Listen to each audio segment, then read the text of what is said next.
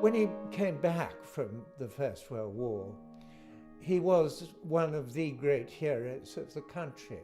I mean, in Edinburgh alone, something like 200,000 people walked round his coffin in St Giles's when he was lying in state there.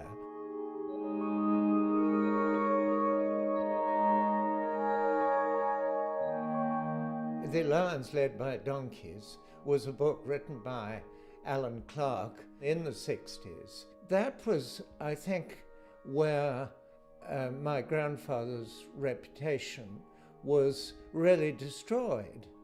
And the Lions were, of course, the British Tommies. And of course they were lions, but they certainly were not led by donkeys.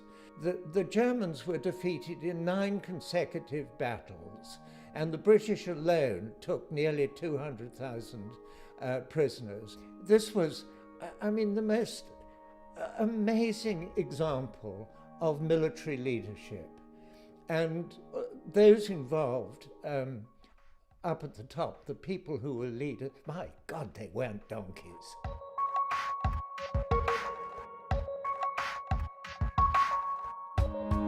And then there was, first of all, a musical called Oh, What a Lovely War, which was a satire on the First World War. And then the well-known Blackadder series. And the sad thing is that people think that actually the First World War was like Oh, What a Lovely War and Blackadder Goes Forth, or whatever it was.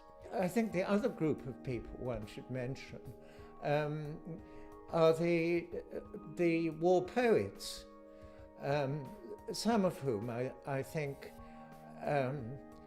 wrote marvelous poetry. But if you actually read what soldiers wrote about their life in the field, it doesn't actually bear much resemblance to what Siegfried Sassoon and the like of him actually wrote in their poetry.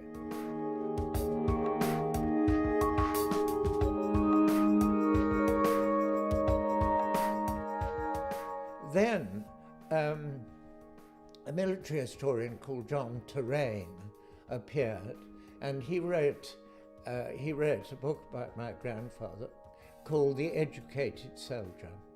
And that was really the first sign of what is termed, I think, rather misleadingly, revisionism.